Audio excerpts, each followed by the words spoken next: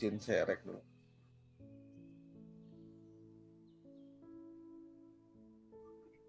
Oke, Assalamualaikum warahmatullahi wabarakatuh. Salam sejahtera untuk kita semua. Saya ingin cek sound dulu, apakah suara saya bisa terdengar dengan jelas. Anda bisa buka mic atau bisa chat. Karena saya tidak berani bertanya apakah suara saya bagus. Nah itu nggak berani itu, karena nggak bagus. Tapi kalau apakah suara saya terdengar dengan jelas, nah ini penting. Oh, oke, Mbak Nira jelas. Oke, jadi saya lanjut ya. Ya, yang pertama terima kasih atas kehadirannya sahabat-sahabat saya di seluruh Nusantara. Ini kan saya udah ada beberapa kota ya di sini. Ada 13 orang bergabung sekarang, sambil saya yakin nanti akan banyak juga yang ikut. Pasti banyak juga yang curious, pengen tahu. Lu kita ini memangnya apa kok diajak belajar menjadi manusia gitu ya. Nah, baik, saya ingin perkenalkan diri saya dulu. Nama saya Hari Dewanto. Sehari-hari saya adalah apa ya? Saya lebih suka menyebut diri saya sekarang storyteller terapis ya, karena saya melakukan terapi dengan cara-cara lebih banyak bercerita. Sudah jarang menjadi keong racun. Karena kalau keong racun itu baru kenal ngajak tidur. Sudah jarang menidurkan klien. Lebih suka dengan cerita-cerita karena itu lebih mudah dan lebih powerful gitu ya. Nah, selain sebagai seorang terapis juga saya nulis beberapa buku. Rata-rata buku saya tebalnya 500 halaman, itu juga dalam rangka memanusiakan manusia. Nah, hari ini saya sangat berbahagia karena yang saya undang sudah hadir, yaitu Om Popa. Tapi kenapa belum ada gambar mic-nya? Mungkin beliau belum bisa dengar suara saya.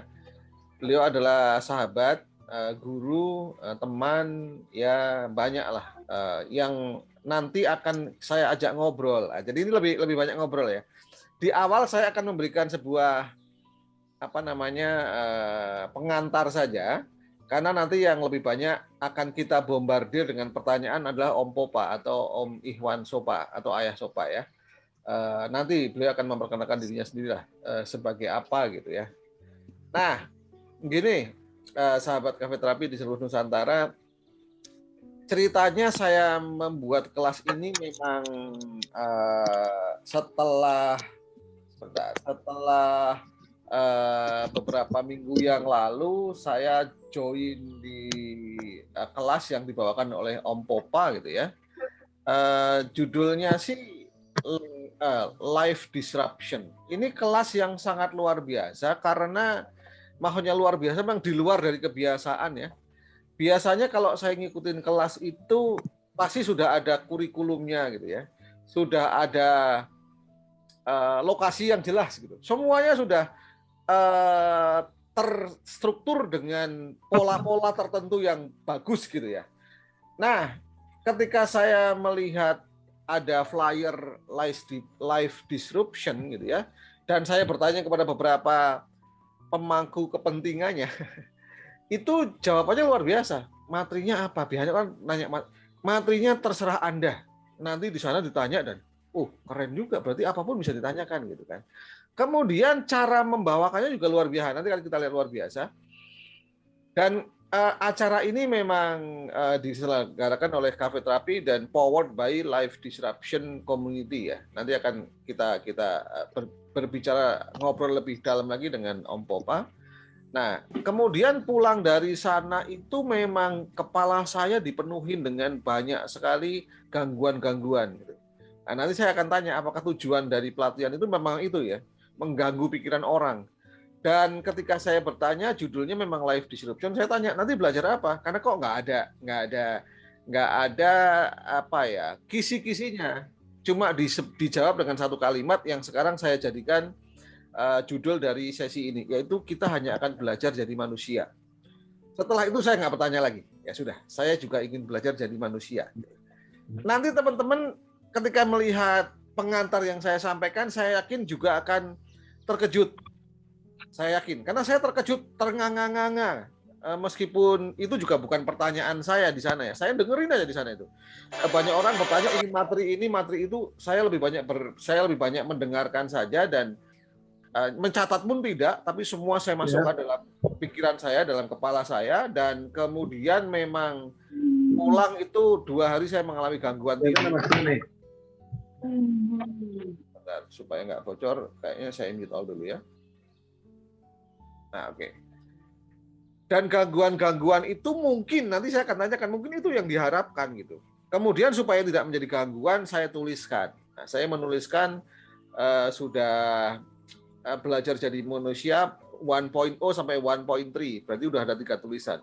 Nanti saya akan minta izin sama Om Popa, saya ingin menjadikan materi-materi belajar menjadi manusia itu yang saya dapatkan dari beliau, dan yang saya dapatkan dari tempat lain pun saya yakin itu juga sebuah upaya saya menjadi manusia, akan saya jadikan e-book. Nah, mohon doanya. Kalau e-book yang udah jadi nanti kita sebarkan gratis juga gitu. Karena banyak sekali hal yang memang harus kita sadari, teman-teman. Nah, saya ingin cek dulu apakah Om Popa sudah ada suaranya. Om Popa, apakah sudah ada suaranya? Sudah kelihatan gambarnya? Ada suaranya sih. Tapi saya belum lihat gambarnya. Sudah ada suara ya? Itu ada suaranya. Oke, baik. Om, izin saya pengantar dulu ya. Cuman saya nonton aja. Ya. Lapar. Iya kan, Ramadan itu sama dengan ramangan. Makanya orang ramangan. Jadi sama-sama kita menahan diri. Baik, teman-teman, saya izin share screen saja supaya memudahkan. Hanya ada sekitar 5 slide atau 6 slide, nggak banyak. Itu sebagai pengantar saja. Karena saya lebih mudah dengan cara seperti itu. Mohon bagi yang belum ingin speak up, ini dulu ya, mic-nya dinonaktifkan dulu ya. Bukan ini. Nah, ini dia. Oke. Nah, ini sambil nunggu beberapa teman juga ya yang nanti hadir, karena saya juga menunggu sahabatnya Om Popa, namanya Ayah Toto sama Om Rizal juga gitu. Nah, judulnya saja belajar jadi manusia, dan di situ gambarnya teman-teman melihat ada puzzle gitu kan. Maknanya apa? Ya, maknanya bahwa kita yang sudah merasa menjadi manusia itu sebenarnya masih baru satu keping gitu ya yang kita kenali. Yang lain masih nggak tahu ada di mana, atau bahkan ada yang Anda sudah merasa menjadi sebuah lukisan lengkap. Atau mungkin Anda menjadi lukisan lengkap tapi ada satu puzzle yang hilang. Nah, itu juga nanti membuat diri kita menjadi bukan manusia lagi gitu ya. Di beberapa di flyer kemarin, kemudian di tulisan saya awal belajar jadi manusia 1.0, saya memulai dengan satu ayat ini. Nah, ini dari surat Atin ya, ayat 4, laqad khalaqnal insana fi ahsani taqwim. Yang artinya sesungguhnya kami telah menciptakan manusia dalam bentuk yang sebaik-baiknya. Kita ini manusia ya kan diciptakan sebagai makhluk yang paling sempurna. Sebaik-baiknya berarti sempurna gitu ya. Dimana kalau kita mau menyadari sebenarnya, karena saya ini seorang praktisi neurolinguistic programming ya, di situ diajarkan bahwa untuk mencapai sebuah tujuan ada sebuah retorika pencapaian tujuan namanya WFO, Well Formed Outcome, yang klaimnya dari pencetusnya yaitu Richard Bandler sama John Grinder dengan membuat WFO, maka bisa dikatakan hampir 100% ya. Kalau saya lebih suka 99% itu apa yang kita inginkan tercapai. Karena ada 1% hak prerogatif dari Tuhan, dari Allah gitu ya. Nah,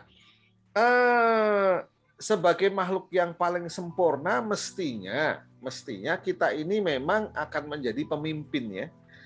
Karena kita juga ditunjuk sebagai khalifah ya, pemimpin untuk alam semesta, alam raya ini gitu. Maka kita diberikan perangkat untuk memimpin itu sudah sangat luar biasa. Ada 2 perangkat. Yang pertama ada perangkat fisik, dimulai dari sel yang paling kecil ya, kemudian menjadi jaringan gitu ya, organ, jaringan, dan sampai sistem, dan sampai kepada tubuh manusia gitu. Sebuah sistem saja tidak akan lengkap kalau satu satu komponennya hilang. Di sini ada Dokter Titik kalau nggak salah tadi. Contoh ya, sistem pernafasan, karena sistem itu harus lengkap. Sistem pernafasan itu terdiri dari mulai hidung dengan 2 hidungnya, dua lubang hidungnya, kemudian ada cilia ya, ada rambut-rambut getar itu, ada mucus sampai ada tenggorokan, sampai bronchus, bronchiolus, alveolus, alveoli sampai ke paru-paru gitu ya. Salah satu saja hilang nggak lengkap. Apalagi kalau nanti ada organ yang hilang. Nah, itu organ fisik. Nah, namun ada juga yang namanya organ virtual. Nah, organ virtual itu sesuatu yang tidak kelihatan tapi menentukan seluruh segi-segi kehidupan kita. Kalau saya suka mengibaratkan itu, menganalogikan kalau dalam handphone, organ virtual itu aplikasi. Semakin banyak aplikasi yang diinstal, semakin smart sebuah handphone gitu ya. Nah, kita juga punya banyak aplikasi gitu. Nah, yang membuat tubuh kita menjadi begitu lengkapnya tentunya ada yang namanya otak. Nah, ini saya ambilkan dari MacLean ya, The Triune Brain in Evolution. Jadi Paul D. MacLean pada tahun 60-an itu sudah memetakan bahwa yang tadi perangkat fisik manusia berupa otak itu rupanya perangkat virtualnya atau softwarenya itu dibagi menjadi 3 gitu. Ada namanya otak reptil. Nah, otak reptil ini juga dimiliki oleh para reptil, buaya, cicak ya kan, reptil cicak mah ya, kadal ya kan, itu punya juga gitu. Gunanya untuk apa? Hanya untuk survival state. Pertanyaannya adalah apakah saya aman? Kalau kata pakar, guna dari otak reptil itu ada 5 F. F pertama food, hanya nyari makan saja. F kedua itu fight, ya kalau nyari makan harus berantem, dia berantem. Atau flight, kabur kalau ngerasa ada musuh yang lebih kuat. Atau freeze, ya diem saja gitu. Dan mohon maaf untuk berkembang biak atau fuck, ya kan? F yang kelima tadi. Nah, ada kalanya manusia meskipun sempurna hanya menggunakan otak reptilnya. Ciri-cirinya jelas. Orang ini mau menang sendiri, apalagi dalam kondisi pandemi seperti ini. Dia hanya mau menang sendiri, gitu. Nggak mau kalah dan ya mencari kebenaran sendiri. Nah, kita lihat kalau ada orang yang hanya menggunakan otak reptil berarti dia belum jadi manusia. Nah, naik tingkat otak menurut Paul D. MacLean itu otak mamalia atau limbic system. Ini mengenai emosi. Kata kuncinya apakah saya sudah cukup dicintai oleh sekitar saya gitu. Nah, hewan mamalia itu punya ciri khas adalah kalau nggak dikasih nggak ngasih. Transaksional. Anda perhatikan hewan-hewan mamalia itu. Ya sapi, ya kucing, ya anjing gitu ya. Kalau Anda nggak deketin dia, nggak kasih makan, dia nggak akan mendekat. Dia hanya mendekat, ngedusel-duselin kepalanya ke diri kita ya. Kalau kita kasih makan gitu. Maka orang-orang yang hanya menggunakan otak mamalianya itu juga dia belum menjadi manusia. Dia biasanya transaksional. Kalau nggak dibayar nggak mau kerja, ya kan. Kalau nggak dipuji nggak mau membantu gitu kan. Nah, kalau kita belum bisa sampai ke neokortek, maka masih mentok sampai di otak mamalia tadi. Maka saya mengatakan karena salah satunya tadi hewan mamalia adalah anjing, maka manusia-manusia yang masih belum menggunakan neokortek yang masih mentok di otak mamalia, istilah supaya lebih halus, playing dog. Bermain-main seperti guguk tadi gitu. Nah, kalau kita naik tingkat nanti ada neokortek, ada apakah saya belajar, ada ini adalah otak yang menentukan diri kita ini punya pikiran kritis dan punya nilai-nilai luhur. Nah, justru nanti saya akan bertanya kepada Om Popal bagaimana sih supaya kita juga bisa memanfaatkan neokortek kita, tidak hanya di otak mamalia atau otak reptil gitu. Nah, kalau orang yang sudah mempunyai menggunakan otak neokortek nanti akan ketahuan dia udah bisa ya berpikir luhur gitu ya.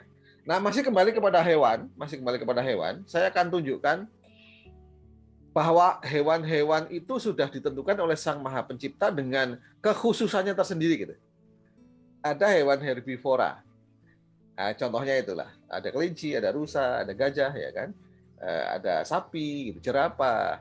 Ini mengenai makanan mereka hanya bisa memakan tumbuh-tumbuhan, nggak bisa milih. Ada juga hewan karnivora. Karnivora juga nggak bisa milih, karena karnivora hanya bisa makan daging-dagingan, baik itu serigala, ya kan, kucing, singa maupun dia hanya bisa makan kucing-kucing, hanya bisa makan daging-dagingan. Gitu. Dan ada satu lagi yang namanya omnivora, mereka memakan biji-bijian dan juga nggak bisa pilih. Ini berarti mereka memang bukan manusia. Nah pertanyaannya, manusia itu masuk dalam kelompok mana? Anda boleh buka mic atau Anda boleh chat. Masuk dalam kelompok mana? Karnivora, herbivora, atau omnivora? Manusia ada di mana gitu? Menurut Anda? Boleh buka mic atau chat. Bisa kok ada ngechat, karena tidak saya kunci kayaknya. Semua. Hah? Masuk mana, Mas? Semua. Semua. Semua. Omnivora. Oh, omnivora. Oke. Yang jawab omnivora belum tepat, yang jawab semua. Oh, kalau yang jawab udah dokter, saya nggak berani menyalahkan. Tapi sebenarnya saya akan chat. Manusia lebih dari semua itu tergantung pilihannya, ya. Manusia itu termasuk makhluk. Nah, silakan baca di chat. Makhluk yang memakan segala gitu. Maka saya sebut dia sebagai Vestavora. Kadang semen dimakan, aspal dimakan, ya kan, minyak goreng pun dimakan gitu. Semuanya Vestavora. Tergantung pilihannya gitu ya sebenarnya ya. Tapi ya saya ikut Dr. Titi lah, omnivora sebenarnya. Itu kan kalau membicarakan mengenai secara makanan ya. Kalau lebih religius lagi, makhluk spiritual yang diciptakan oleh Tuhan, oleh Allah ya. Ada jin, ada manusia, ada iblis, ada setan, iblis, manusia, ada malaikat ya. Kita tahu bahwa malaikat itu tidak bisa berbuat jelek. Dia hanya bisa berbuat baik, ya kan? Dia hanya akan berbuat karena memang dia diciptakan untuk tunduk kepada Tuhan, kepada Allah. Dan ada setan, jin, iblis lah, saya ngomong iblis lah, yang tidak mungkin berbuat baik karena sudah memang dia udah memilih jalannya untuk menjadi penggoda manusia ya. Kembalinya jelas, malaikat akan kembali ke surga, iblis kembalinya ke neraka. Manusia ada di mana? Ayo silakan jawab. Manusia ada di mana? Ada di mana? Untuk pilihannya, Mas. Iya, tergantung pilihannya, betul. Tergantung pilihannya. Kalau dia mau Dari sudut pandang ya, Mas. Ya, kalau dia mau masuk surga kan dia ngikut malaikat. Kalau dia mau masuk neraka ya pilihan dia gitu kan. Kita nggak bisa. Maka perbuatan yang dilakukan oleh malaikat pasti dibenci oleh iblis. Demikian sebaiknya perbuatan yang diperbuat oleh iblis juga dibenci malaikat. Namun tahukah Anda atas satu perbuatan yang dibenci oleh kedua-duanya? Kira-kira apa itu? Kira-kira apa? Perbuatan yang dibenci oleh malaikat juga dibenci oleh iblis. Ayo, ada yang tahu nggak? Ini lurus apa belok nih jawabannya? Bebas. Belok, Ini kan lagi belajar jadi manusia, bebas. Jawabannya bebas. Apa? Ayo, boleh belok. Kira-kira apa? Iya, Pak Kasman tahu. Nggak usah manusia lah. Mengganggu istri iblis ya itu udah jelas. Menggoda pacar iblis, itu iblis marah, malaikat marah. Nggak usah memperkosa kali. Ya, nah teman-teman, kita mulai melihat, oh berarti manusia itu diberikan pilihan, ya kan? Namun saya masih merujuk kepada organ tadi ya. Merujuk pada organ tadi, selain menjadi 3 tadi, ada juga satu pakar, saya lupa namanya siapa, Jeffrey gitu ya. Dia membagi menjadi 2, ada left brain, ada right brain. Otak kiri itu mengenai pemikiran linear, logik, benar salah, analitik, objektif gitu ya.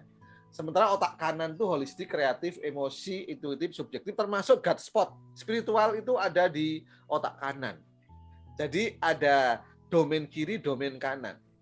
Saya ingin kembali ke tadi, dalam NLP saya belajar, kita kalau ingin meminta sesuatu, tuliskanlah dalam satu retorika yang disebut dengan WFO, di mana WFO itu paling tidak ada 5 syarat supaya bisa tercapai. Yang pertama spesifik, kemudian kalimat positif, kendali ada di kita, ekologis dan rasional, dan kemudian ada langkah pertama. Nah, itu semua ada di left brain. Jadi ketika kita mau berdoa, membuat WFO, retorika apapun ada di left brain, ada di otak kiri. Nah, pertanyaannya kenapa sih kita berdoa? Karena kita sadar bahwa ada ranah di luar diri kita yang berada di luar kontrol kita. Maka kita harus berdoa itu dengan H2C, harap-harap cemas gitu ya. Nah, maka dalam WFO tadi ada satu syarat lagi bagaimana supaya doa tadi WFO tadi tercapai, yaitu yakin. Nah, kondisi yakin ini yang kadang-kadang disalah kaprahkan. Yakin adalah menyerahkan segala sesuatu kepada sang pemilik hidup. Namun ada di antara kita yang merasa sudah sering berhasil membuat retorika baik WFO, baik dream, baik apapun, sehingga kemudian domain kanan pun dia serobot. Dia ingin Tuhan, Allah, mengabulkan doa dia, ya kan, sudah dibuat retorika yang 5 tadi, minimal 5 tadi, jelas, spesifik semua tadi, tapi caranya pun dia ingin dengan cara dia. Saking yakinnya, saya yakin itu bisa dengan cara saya. Contoh, saya ingin punya mobil Mercy warna merah 2000 cc, semua bisa saya lakukan itu. Nah, kemudian dicapainya pada tahun 2022. Nah, tapi ada satu keyakinan yang harus kita serahkan kepada Tuhan, kepada Allah. Terserah Allah nanti mau memberi kita dengan cara apa. Itu kita ngotot. Harus yang memberi Pak Presiden sekarang. Karena katanya dia kalau kita bisa jawab pertanyaan akan dikasih hadiah. Saya minta hadiahnya bukan sepeda tapi mobil. Nah, itu namanya kita playing God. Lawan dari playing dog. Itu kita udah terlalu tinggi. Terlalu memaksa. Nah, pengantar saya sampai di situ aja. Bagaimana supaya kita tidak terjebak berada dalam limbik dan reptil sehingga playing dog saja, ya kan, tidak menjadi human being, tapi juga bagaimana supaya kita tidak terlalu tinggi, ranahnya Tuhan pun kita embat. Pokoknya harus begini, kalau nggak begini aku keluar dari agamaku. Wah, itu udah ngancam, itu namanya doa yang mengancam, playing God. Nah, pengantarnya sampai di situ karena saya akan undang Om Popa untuk start videonya. Om, jangan makan dulu, Om. Makannya nanti. Ini belum. Nah, asik. Assalamualaikum, Om. Mic-nya buka dulu dong. Mic-nya buka dulu dong. Masa tangannya sampai nggak sanggup buka mic sih? Nah, Assalamualaikum warahmatullahi wabarakatuh. asik. Kita kasih applause dulu dong untuk Om Popa. Saya kasih lope-lope ya reaction-nya. Nah, kasih coba yang nggak ngasih ini, yang nggak ngasih reaction nanti nanya nggak dijawab. Om, thank you ya sudah mau hadir. Ini kolaborasi pertama Cafe Terapi dengan Live Disruption. Tadi saya ngasih pengantar, semoga nggak salah pengantarnya. Nah, yang dari dulu saya pendem, saya mau nanya di sini. Pulang dari sana kan memang tadi saya sudah cerita, otak saya penuh, hidup saya terganggu, tapi tidur saya tetap nyenyak sih. Cuma mimpi saya jadi aneh-aneh. Maka saya tuliskan kemudian baru sampai 1.3 ya. Nanti saya pengennya sih bisa jadi ebook gitu. Apakah memang tujuan live disruption itu memang mengganggu pikiran pesertanya gitu? Itu pertanyaan pertama. Jawab dulu deh. Iya, memang itu tujuannya. Itu. Karena begini, di era itu namanya serba disrupsi kayak sekarang gitu ya, dengan segala macam disrupsi ekonomi, budaya, teknologi, termasuk yang belakangan bahkan yang namanya pandemi itu juga sebut disrupsi kan. Nah, kita kalau tidak berusaha untuk bijak atau proaktif terkait semua itu, maka positioning kita adalah sebagai korban dari disrupsi kan gitu. Nah, kita bikin yang namanya disruption itu adalah dalam rangka supaya kita mulai melakukan review terhadap apa yang menjadi niatan awal kita ketika kita menerjuni, melakukan, menjalani sesuatu. Apakah itu bicara bisnis, apakah itu bicara profesi, apakah itu bicara pekerjaan, apakah itu bicara karir, bahkan sampai pada level kita juga mempertanyakan hidup ini untuk apa in the first place, gitu. Kenapa itu perlu dilakukan? Karena setiap disrupsi itu akan memaksa kita kembali ke titik asal. Jadi ini prinsip dari sebuah disrupsi. Prinsip dari yang namanya peternak. Prinsip dari yang namanya hidup. Berlaku untuk hewan, untuk tumbuhan, dan untuk manusia. Ketika sesuatu itu ditekan sedemikian rupa, yang aslinya akan keluar. Kan gitu. Dulu saya suka naik gunung. Main sama teman gitu. Kalau kita mau tahu karakter seseorang yang asli, di gunung itu nanti ketahuan. Di ketika susah, di ketika dihadapkan pada situasi berat, di ketika dihadapkan pada situasi stres, itu aslinya orang keluar. Nah, yang sering jadi pertanyaan begini, ketika misalnya di era disrupsi seperti sekarang ini kita tidak melakukan hal-hal yang sifatnya proaktif, maka aslinya kita keluar, kemudian asli itu bereaksi dengan semua bentuk disrupsi itu. Maka pertanyaannya, asli kita itu memberdayakan apa enggak? Lebih bahaya lagi sebenarnya, kita sebenarnya paham enggak dengan aslinya kita? Atau bahkan kita sebenarnya berdamai atau tidak dengan aslinya kita? Makanya kembali ke pertanyaan awal tadi, kita sebenarnya mau mereview. Sebenarnya kita ini bisnis mau ngapain sih aslinya? Gitu. Bekerja itu aslinya mau ngapain sih? Ketika semua berjalan dengan proses-proses yang membuat kita menjadi seperti robot, kita lupa sama semua itu. Gitu. Ketika nanti dipaksakan oleh suatu keadaan yang mendisrupsi dan memaksa kita untuk kembali kepada aslinya, ketika kembali pada aslinya, maka kita bisa jadi nggak siap, kita bisa jadi bahkan nggak terima gitu. Padahal ini loh aslinya lo, gitu. Aslinya lo itu justru untuk merespon semua ini dengan kembali lagi kepada maksud-maksud awal yang waktu itu sebenarnya sudah pernah kita set up. Jadi kalau kembali ke pertanyaan Mas Hari tadi, apa sebenarnya tujuannya event-event kayak live disruption itu? Ya memang untuk mendisrupsi, tapi bahasanya sebenarnya bukan mendisrupsi. Bahasanya sebenarnya untuk mengingat kembali, untuk melakukan redisrupsi. Jadi terhadap semua keadaan, semua hal yang terjadi, semua bentuk disrupsi yang ada. Kita cuma mau bertanya bagaimana kesiapan kita terhadap semua itu, dan bagaimana kita siap dengan originalitas kita. Kalau bahasa yang paling mudah tadi sudah dia bilang, bagaimana kita itu menyikapinya sebagai manusia, bukan lagi sebagai orang. Orang itu kan label. Oh, gue trainer, oh, gue pebisnis, oh, gue selama ini adalah pebisnis yang berhasil. Ketika pandemi ambrol, itu nggak bisa dipakai. Kebanggaan-kebanggaan seperti itu tidak akan memberdayakan. Kebanggaan-kebanggaan seperti itu tidak akan membangkitkan. Oh, gue ini trainer, oh, gue ini udah terkenal di mana-mana sebagai orang yang dihormati. Ketika pandemi, ketika disrupsi, kemudian keadaan mengharuskan lo harus jualan es di pinggir jalan, sikap lo gimana? Itu pertanyaannya. Gitu. Jadi kembali lagi itu tadi. Memang untuk mendisrupsi. Memang untuk Intention berarti Om ya? kembali. Ya, kembali ke intention tadi ya. Nah, mic-nya. Nah.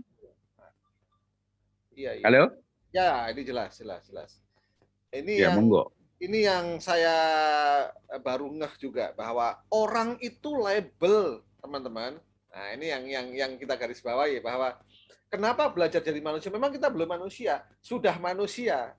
Tapi ketika kelewat kita kembali pada label tadi, saya ini trainer, sudah trainer 8 digit juga gitu. Saya ini saya ini pilot, saya ini pramugari. Saya ingat beberapa waktu begitu pandemi itu selesai, mereka jualan roti betul di pinggir jalan, para pramugari itu ya. Berarti kembali menjadi manusia itu seperti itu. Nyatanya trainer yang sangat luar biasa yang dulu sangat mengharamkan online, begitu dihantam oleh pandemi dia hilang ketrainerannya. Hilang labelnya Om ya, kembali menjadi manusia.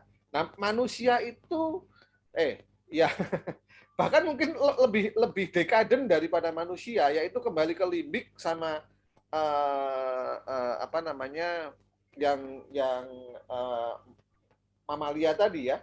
Kalau nggak transaksional, ya hanya untuk bertahan hidup gitu ya. Sementara ketika kita sadar bahwa manusia itu sebenarnya mestinya punya niatan-niatan luhur, kalau nggak salah intention yang bagus itu kan neokortex. Maka menyadarinya sampai di situ. Jadi gitu ya kira-kira ya Om ya, larinya ya. Betul, lebih seperti itulah. Iya. Contoh bahwa kayak misalnya tadi ada pilot kemudian jualan roti, itu karena dia memahami dirinya sebagai manusia, bukan memahami dirinya sebagai orang. Nah kalau dia memahami dirinya sebagai orang, buat dia akan sangat sulit untuk menerima fakta bahwa selama ini dia menerbangkan pesawat dan orang begitu rupa merespek dia, kemudian harus jualan roti di pinggir jalan. Buat orang yang melihatnya sebagai orang, akan melihatnya aneh. Kan dia pilot, kok jualan roti.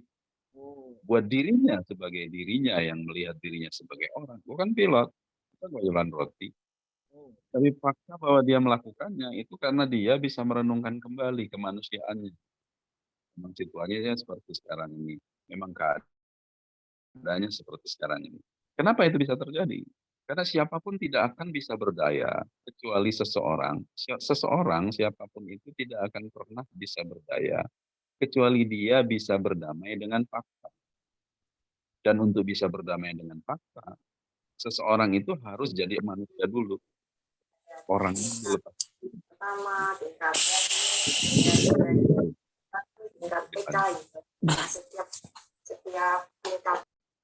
Oke, sorry ada yang bocor. Nah, menarik ini, kita harus bisa berdamai dengan fakta gitu ya. Nah, maksudnya ini fakta yang mana, Om? Apakah kalau saya melihat ada cewek ya kan, kemudian ya dia ya saya anggap cantik, itu fakta? Atau cantik itu sudah bukan fakta gitu? Ya kalau dalam konteks kita, dalam konteks contoh kita tadi ya, atau konteks secara umum, yang disebut fakta adalah keadaan-keadaan yang kita memang harus bisa menerima. Bukan hanya fakta yang sifatnya fisikal, tapi lebih kepada situasional. Misalnya, kalau dalam contoh pilot tadi, kalau dia di PHK, penghasilannya jelas tidak akan seperti seorang pilot lagi, bahkan mungkin langsung nol. Setiap kali dia nganggur, mungkin setiap kali dia mengingat itu, dia akan sadar gitu. Gue bukan lagi pilot, gue lagi tidak digaji, tadinya gaji gue gede, sekarang gue nol, sama sekali nol. Itu fakta.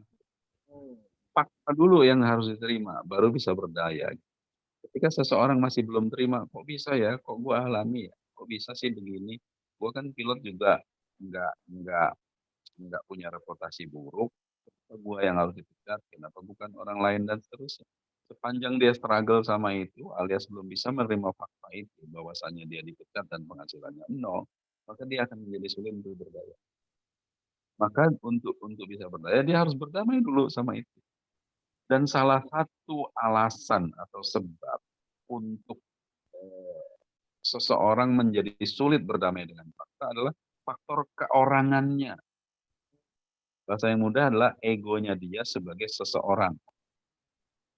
Bukan sebagai manusia yang pada dasarnya apapun bisa terjadi pada dirinya. Tapi kepada seseorang yang sekali lagi itu hubungannya kan dengan kutukan pengetahuan. Bahwa setahu gue pilot, gue ngerti, gue tahu. Artinya gue nggak mengalami ini. Kan itu bentuk-bentuknya. Bentuk-bentuk ketidakmenerimaannya gitu. Nah, ketidakmenerimaan itu kembali lagi karena dia melihat dirinya masih sebagai orang, masih bukan suatu pihak yang dia berada dalam sebuah sistem di mana apapun bisa terjadi. Dan dalam hal inilah konteks dia menjadi manusia. Jadi seseorang tidak akan berdaya kecuali tidak bisa dia melepas itu dulu. Saya kira itu ya. Monggo, lanjut. Nah, barusan saya mendengar sebuah istilah ya. Mungkin ini istilah ini agak awam bagi orang lain. Saya juga baru mendengar kemarin. Kutukan pengetahuan. Bolehkah diberi frame lah? Kutukan pengetahuan ini apa, Om? Kenapa pengetahuan kok dikutuk gitu? Atau kita dikutuk oleh pengetahuan? Itu tadi pilot yang dia tidak menyadari bahwa dia udah bukan pilot, udah nol lagi, dia terkena kutukan pengetahuan. Tadi kan kata-katanya begitu. Nah, coba boleh dikasih ini lagi, gambaran lagi supaya teman-teman juga paham. Jangan-jangan kita semua sekarang sedang berada dalam kondisi juga dikutuk oleh sebuah pengetahuan tapi nggak sadar. Jadi nggak terdisrupsi juga. Gitu. Ini Jadi menarik. gini, pada prinsipnya kutukan pengetahuan adalah sesuatu yang membuat kita menjadi sangat sulit untuk kembali menjadi manusia. Karena kembali menjadi manusia adalah kunci untuk kepercayaan kita di fase berikutnya. Itu dulu. Biasanya kutukan pengetahuan itu segitu berbahayanya. Salah satu ciri khasnya adalah bahwasanya kita seringkali tidak memahami bahwa kutukan pengetahuan itu selalu ada. Karena itu adalah sifat dari pengetahuan itu sendiri. Setiap kita kan pembelajar. Kita hadir hari ini untuk dengar-dengar sesi seperti ini itu dalam rangka belajar. Setiap hari kita melakukan banyak hal dalam rangka belajar. Kita melakukan ini itu dalam rangka untuk meraih pengetahuan gitu ya. Kita datang ke sesi ini untuk tahu sesuatu. Tapi kita seringkali lupa bahwa di balik pengetahuan itu sebenarnya ada tembok yang terbangun. Jadi kita belajar apapun sebenarnya membangun pagar. Contoh yang gampang begini. Kalau kita belajar ilmu apapun, selalu ada yang namanya definisi, ada yang namanya batasan. Sudah jelas ya, bahwa menurut ilmu fisika, sesuatu disebut A, itu belum tentu menurut biologi disebut A. Gitu ya. Atau bahasa mudanya begini, setiap ilmu selalu terkait dengan definisi dan batasan. Itu adalah tembok. Dan satu hal yang sering kita lupa, dengan definisi dan batasan itu, setiap ilmu akan memustahilkan sesuatu. Saya ulangi, setiap ilmu akan memustahilkan sesuatu. Ilmu fisika akan memustahilkan sesuatu. Terkait gravitasi, terkait panas, terkait kecepatan dan sebagainya. Dia akan memustahilkan sesuatu. Ilmu kimia, ilmu biologi akan memustahilkan sesuatu. Maka ketahuilah, apapun yang kita ketahui akan memustahilkan sesuatu. Jadi semakin kita tahu, pada dasarnya kita akan menjadi orang yang semakin menyempitkan kemungkinan-kemungkinan yang akan terjadi pada diri kita. Itu sebabnya saya selalu bertanya, kalau kayak di kelas apa namanya di kelas life disruption misalnya. Kita punya masalah itu karena tahu atau karena tidak tahu. Oh. Saya ulangi, kita punya masalah nih. Kita punya masalah itu sebenarnya karena tahu atau karena nggak tahu sih? Nah, jawab di chat coba teman-teman. Kita punya masalah karena kita tahu sesuatu atau karena kita tidak tahu sesuatu? Coba chat. Nanti dapat hadiah deh ya. Hadiahnya takjil di masjid dekat rumah. Ayo dijawab dulu pertanyaan Pak. Kita mengalami sebuah masalah karena kita tahu, jawabannya rata-rata karena kita tahu. Bu Titi karena tidak tahu. Karena tidak tahu. Nah, Tony Ya, jawab karena tidak tahu. Apa karena nggak tahu? Nah, ini yang kita mau tanya yang mana nih? Yang mau kita buka mic-nya yang mana nih? Yang tidak tahu atau yang tahu nih? Jadi sebenarnya kita punya masalah itu karena kita tahu. Hanya karena kita tahulah makanya kita bisa mendefinisikan sebuah masalah. Oh ini bermasalah. Kenapa? Karena kita tahu. Harusnya nggak gitu. Jadi sebenarnya sebuah masalah itu muncul karena kita melabelkan sesuatu. Masalah itu muncul karena kita mengetahui sesuatu, kemudian sesuatu tidak berjalan sebagaimana ekspektasi kita. Itu disebut masalah. Ketika kita mampu mengidentifikasi itu karena kita mengetahui sesuatu. Harusnya gini loh. Harusnya nggak gini loh. Itulah masalah. Atau saya kasih contoh lain. Contoh lain yang apa begini. Dan ini sering saya angkat gini. Katakanlah Anda punya bisnis. Bisnis Anda itu pada dasarnya bergulir dan berjalan cukup lancar. Hanya saja Anda merasa bahwa bisnis itu belumlah seideal atau sesuai harapan Anda. Kemudian Anda pergi ikut sebuah training bisnis. Di sana dikasih tools, dikasih coaching, macam-macam ilmu lah. Anda dapat ilmu sehingga Anda menjadi lebih banyak tahu, lebih banyak mengetahui. Gitu ya. Apa yang terjadi? Yang terjadi tiba-tiba Anda pulang, bisnis Anda yang tadinya berjalan begitu normal dan walaupun belum sesuai harapan, tiba-tiba jadi salah semua. Jadi ini salah, itu salah, ini salah. Kenapa? Karena Anda mengetahui sesuatu yang baru. Anda tahu bahwa harusnya begini, harusnya begitu. Sepanjang Anda belum tahu itu, dia nggak masalah. Tapi ketika Anda tahu, makin tahu banyak, tiba-tiba segala hal menjadi bermasalah. Jadi itulah kurang lebih yang disebut dengan kutukan pengetahuan. Nah, kita ini dari kecil, kalau para pakar mengatakan sekolah kita itu setiap kali mempelajari sesuatu membangunkan sebuah tembok. Tembok-tembok ini menutup kemungkinan-kemungkinan yang bisa kemungkinan itu positif, bisa kemungkinan negatif. Tapi pada intinya kita menutup kemungkinan sehingga kita merasa seolah-olah bahwa itu tidak mungkin atau mustahil terjadi pada kita. Nah, itu semua harus kita bukakan pintunya bagaimana aslinya dia. Tidak boleh kita menjadi terkungkung atau terpenjara atau terkutuk oleh pengetahuan.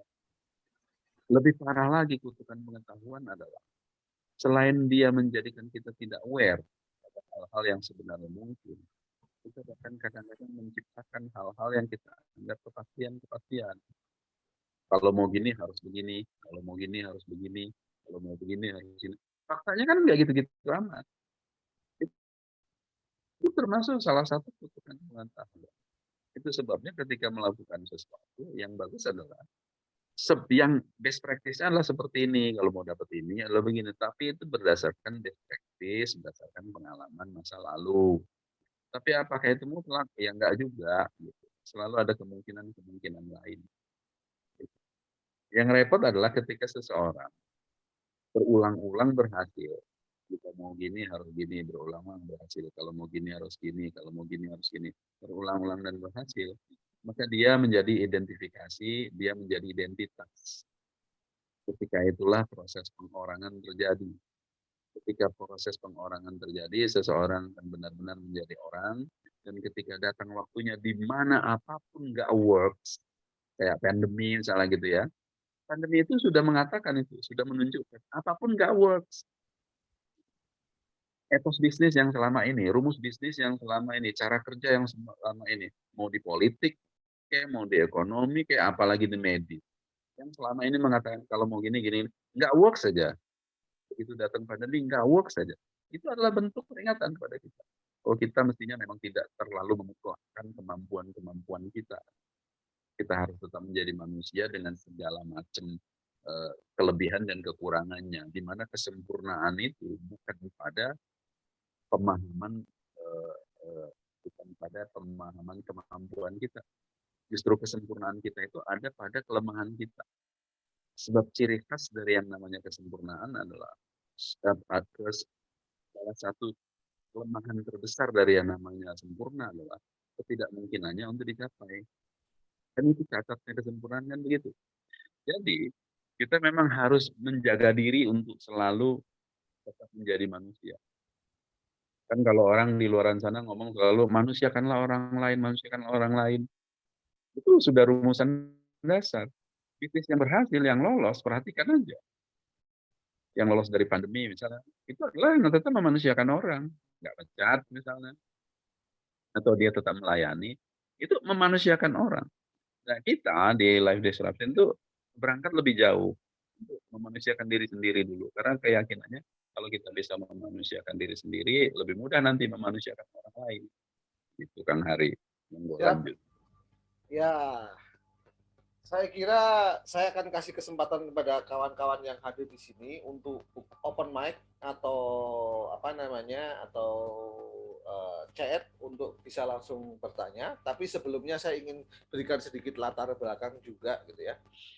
Jadi Om Popa ini salah satu dari pemikir di Indonesia gitu ya, yang memang di luar out of the box, bahkan mungkin nggak pakai box gitu ya, without the box gitu. Saya pertama kali mengenal beliau sebagai seorang trainer edan. Nah itu edan itu apa? Saya lupa. E-nya apa? Apa Om? Apa? Edan itu kepanjangan pokoknya. E-nya apa, D-nya apa, A-nya apa. It nothing to lose. Nah, E-nya tadi Energi, energik, dignity. nothing to lose. Oke. Nah, itu dia. Dari sana ya udah, kalau di kelas pasti naik kursi. Udah nggak naik kursi kan udah tua sekarang. Masih mudanya gitu ya. Nah, sekarang beliau ini sedang bergerak dalam gerakan live disruption ya kan. Kemudian ada grupnya, grup WA-nya namanya HCI, Hardcore Intervention. Punya materi yang namanya directive coaching dan meeting intervention. Bagi para praktisi coaching mungkin sudah pusing sendiri tuh. Itu kutukan pengetahuan juga. Uang coaching kok direktif gitu. Karena kalau kita mengikuti ilmunya apa namanya situation leadership, antara directive leadership sama coaching direktif itu dua hal yang bertolak belakang. Kenapa bisa begitu gitu ya? Nah, itu nanti kita tanyakan selanjutnya. Kemudian ada event-event yang diselenggarakan oleh Live Disruption itu dengan cara yang luar biasa karena hampir nggak berbayar gitu ya. Kalaupun kita mengeluarkan untuk sekarang ya, untuk sekarang masih hampir nggak berbayar gitu. Kita mengeluarkan uang pun hanya untuk kepentingan kita sendiri, yaitu tidur di hotel dan makan. Ilmunya gratis gitu. Bahkan nanti kita udah bergerak untuk menuju ke memberi, bukan hanya akan gratis, kita bahkan akan memberi, akan charity gitu ya. Salah satu acara terdekat nanti ada bulan Mei dan ada bulan Juni. Tapi yang saya tahu yang bulan Juni 25 sampai 26 Juni itu di Yogyakarta. Jadi kalau ada yang nanti berminat boleh hubungi saya. Nah, saya akan hubungkan gitu ya. Saya nggak ngambil apa-apa ya, saya menghubungkan saja nanti. Nah, sekarang saya kasih kesempatan teman-teman untuk bertanya. Tanya apapun mengenai kehidupan, mengenai manusia dan orang. Siapa? Silahkan boleh saya lihat chat dulu atau ada boleh buka mic. Oh, oke. Siapa mau bertanya dulu? Buka mic aja, bisa kok buka mic sendiri. Untuk nanya. Hari, Ya, silakan. Assalamualaikum. Waalaikumsalam. Ya, terima kasih. Salam. Jadi, terima kasih banyak. Nih saya baru paham juga ya. Terima kasih bisa ikut mendengar tentang manusia ini. Saya ada yang sering mendengar gitu, Om Bapak. Kalau kita itu harus memanusiakan manusia. Ini sering nih kedengaran seperti itu, memanusiakan manusia. Mungkin mohon penjelasannya, pencerahannya gitu, Pak. Pencerahannya. Terima kasih, Om Bapak. Itu aja, Pak. Ya, supaya kita memanusiakan manusia itu jangan cuma ngomong, tapi tahu maksud daripada memanusiakan itu. Gitu. Demikian. Terima kasih, Pak Arif. Ya, terima kasih. Ini Pak Edi dari Padang, Om Popa. Tadi, bagaimana memanusiakan manusia tadi. Bukan memanusiakan orang berarti. Monggo. Sebenarnya cara yang kami ketahui untuk bisa memanusiakan manusia itu tentu saja berangkat dari memanusiakan diri sendiri. Karena memanusiakan orang kita harus paham dulu manusia itu apa kan gitu. Dan untuk paham manusia itu apa adalah kita sendiri dulu yang jadi manusia. Artinya apa? Artinya prinsip dasar dari apa yang disebut sebagai memanusiakan manusia dalam hal ini konteksnya adalah berseberangan dengan dari apa yang disebut sebagai orang adalah berusaha meninggalkan pelabelan. Jadi kalau teman-teman perhatikan tadi di awal saya sempat lihat nih teman-teman saya rambut saya panjang gitu. Dulu saya trainer, saya Mas Toto sekarang rambutnya udah kayak gini nih, udah kayak grup metal. Dulu kami adalah trainer. Trainer itu mungkin kalau dari pengalaman mungkin adalah mungkin 15-20 tahun. Di masa-masa itu kami menjadi orang yang sangat orang banget. Dalam pengertian kita melakukan personal branding, melakukan pencitraan, melakukan positioning di pasar itu gitu ya. Sehingga dalam perjalanannya kami menjadi orang yang dilihat sebagai seseorang, sebagai somebody. Sehingga kami berusaha untuk, saya terutama berusaha untuk mengikuti umpan balik dari pencitraan yang saya buat. Saya menceritakan diri sebagai seorang trainer, pembicara, katakanlah orang top, orang hebat, berdiri di kelas, penampilan bagus gitu kan, pakai jas, sepatu dan sebagainya. Kemudian masyarakat merespon itu. Setelah masyarakat merespon itu, saya pun menjadi hanyut dalam pusaran itu. Saya tidak mengatakan ini semua tentang baik atau buruk, bukan benar atau salah gitu, tapi ini proses gitu, bahwa pada akhirnya kita harus menyadari bahwa bukan itu yang sebenarnya mau kita tampilkan tentang diri kita sendiri, dan bukan itu yang sebenarnya kita mau tampilkan, bagi orang lain.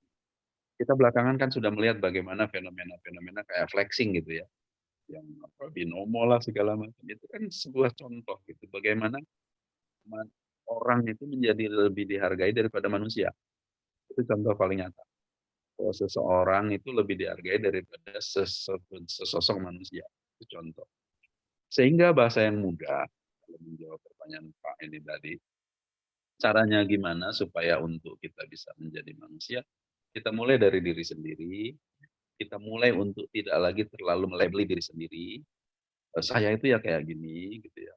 Saya mungkin dulu punya reputasi, saya mungkin dulu orang yang apapun itu, bisa positif, bisa negatif.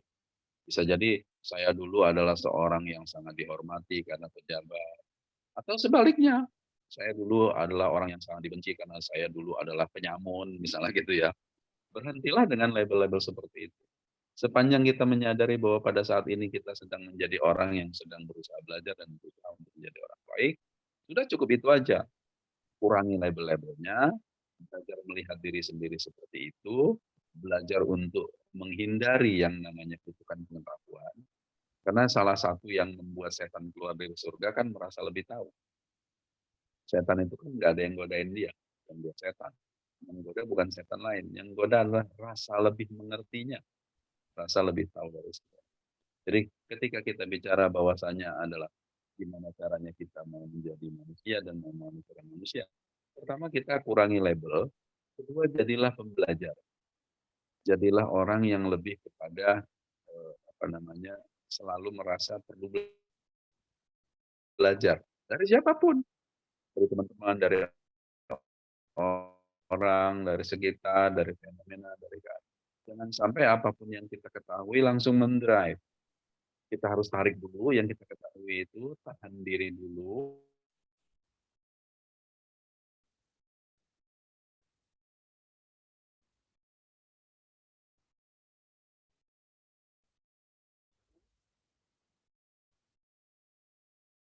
Namanya itu aja. Kenapa? Dengan menahan diri seperti itu, kita akan mendapatkan informasi yang lebih cukup, di mana nanti pengetahuan itu menjadi lebih bermanfaat kepada kita daripada menjadi kutukan buat kita. Saya ada contoh menarik ketika kemarin pulang dari acara LD di Lembang. Di sepanjang jalan itu kami mengajak satu orang yang kebetulan dia adalah salah satu peserta. Yang menarik adalah eh, saya memancing dia untuk bercerita dan dia banyak bercerita. Sehingga dalam perjalanan dari Lembang ke Jakarta yang kemarin itu begitu macet sehingga belasan jam.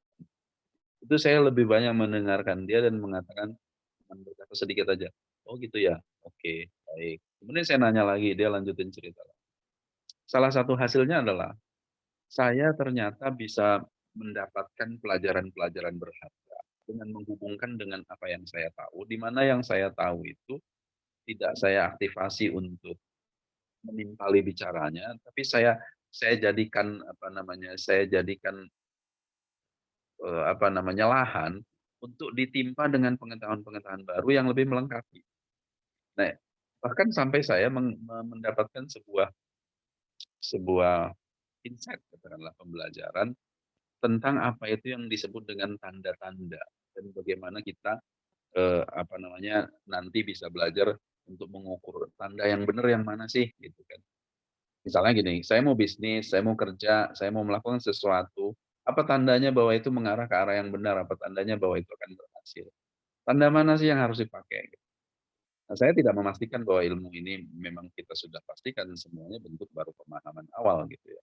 Tapi saya mungkin tidak akan share di sini, saya akan share nanti rencananya di Jogja, di acara kita berikutnya.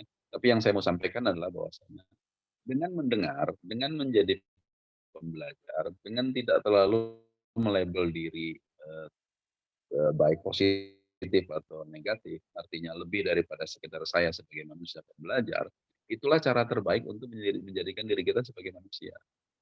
Dan itu bukan pekerjaan mudah, sangat sulit. Dan kalau Anda di atas, orang-orang di bawah, bagaimana Anda lebih banyak diem daripada pembicara? Oh, itu sangat biasa namanya ngomong, dikasih kesempatan. Tapi paling tidak, dengan ini kita bisa memahami bahwa jika kita mau memanusiakan manusia adalah kita mengurangi pelabelan-pelabelan orang, mengurangi arogansi, mengurangi ego, lebih melihat diri sebagai pembelajar, dan menahan diri dari mengeksekusi pengetahuan secara langsung. Apapun yang kita tahu, lebih baik kita tahan dulu sebelum kita lempar-lempar begitu aja. Karena bisa jadi malah jadi kutukan, bisa jadi menyulitkan kita sendiri. Jadi gitu Pak ya, yang gampang adalah kurangi label, apapun yang selama ini kita anggap label kita, baik dia menjadikan kita lebih tinggi atau lebih rendah, eh, jangan pakai kalau nggak di tempatnya lah gitu ya. Bukannya kita mau benar-benar mau membuang, enggak. Karena kalau Anda seorang direktur perusahaan, nggak bisa dibuang dong label itu. Cuman kan penggunaannya harus bijaksana, nggak semua tempat seperti itu. Kedua, jadilah pembelajar, di mana pembelajar itu adalah intinya lebih banyak dengar daripada lebih banyak ngomong. Sehingga apa yang kita tahu itu tidak tereksekusi menjadi bumerang buat kita, tapi justru menjadi lahan agar ilmu baru masuk dan melengkapi. Gitu kayak mudah-mudahan ini cukup bisa diterima. Saya kembalikan ke Mas Hari. Monggo Mas Hari. Halo. Iya, iya, ya. Terima kasih Om Popah. Jadi jadilah pembelajar, lebih banyak mendengar daripada berbicara, kurangi label kecuali memang pada tempatnya gitu ya. Itu kira-kira tips yang tadi disampaikan oleh Om Popa. Dan satu hal yang tadi juga menarik dan menggelitik dari kemarin saya mendengar, ini teringat lagi bahwa setan itu tidak pernah digoda gitu. Artinya siapa yang berani goda setan? Dia tukang goda. Yang menggoda dia itu apa? Bukan siapa. Yaitu rasa dia paling tahu, lebih tahu. Itulah yang menggoda dia. Itulah yang membuat dia kemudian keluar dari surga gampangannya kan. Kalau kita tahu ceritanya kan ketika diciptakan Adam dan kemudian dia sombongnya kan bukan karena dia ngerasa dari api, karena dia ngerasa lebih tahu bahkan dari Tuhan bahwa diciptakan dari api itu lebih gitu. Padahal kan apa yang baik bagi kita belum tentu memang terbaik gitu. Nah, kira-kira tadi ya kesimpulannya. Dari yang namanya kutukan pengetahuan. Gitu. Nah, itu dia. Masih nyambung pada itulah kutukan pengetahuan gitu ya. Banyak teman-teman yang saya dapatkan dalam live disruption ya, istilah-istilah yang sebenarnya mungkin kita sudah tahu, tapi terusik lagi dan kemudian ngulik lagi ke dalam diri kita, oh iya, rupanya benar.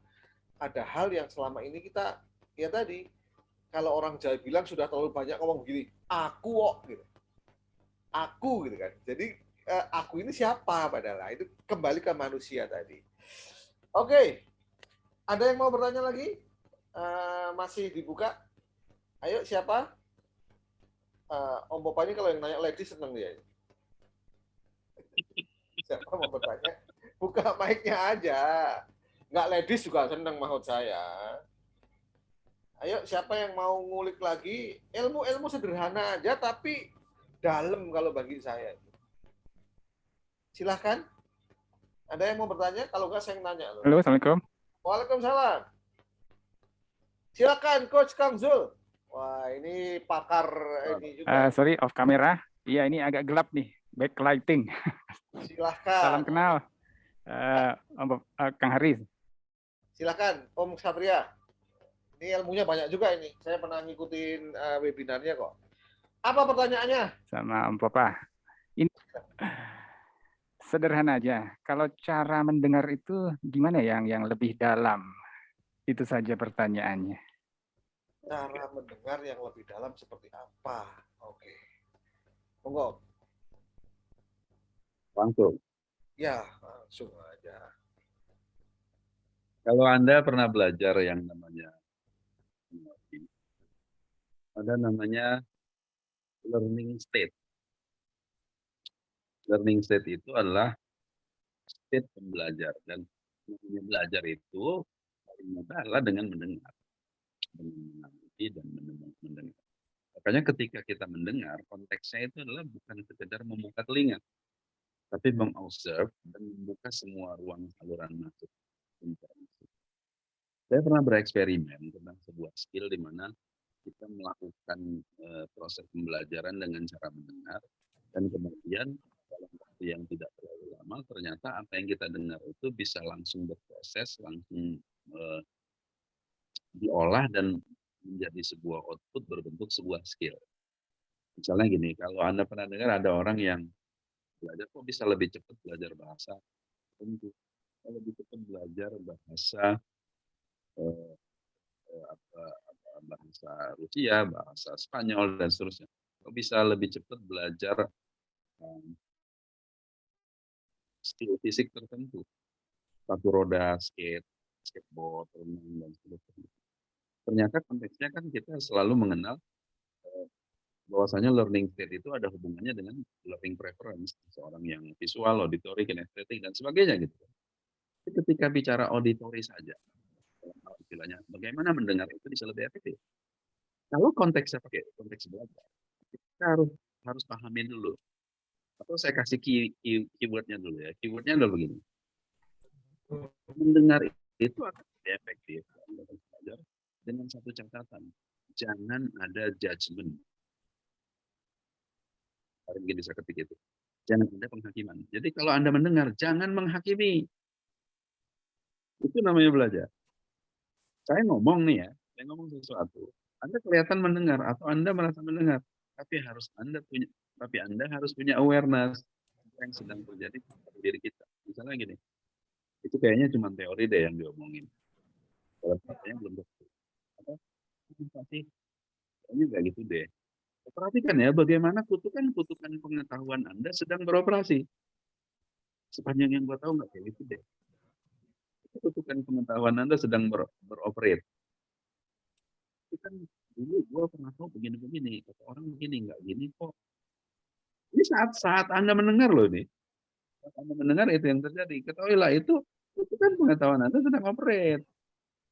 Nanti ada waktunya kalau Anda mau menabrak-nabrakan itu, dalam arti mengkontrakan, memversuskan, ada waktunya. Itu sebabnya dalam NLP ada yang namanya the Disney Method. Pernah dengar ya? Disney Method, kalau pernah Anda dengar.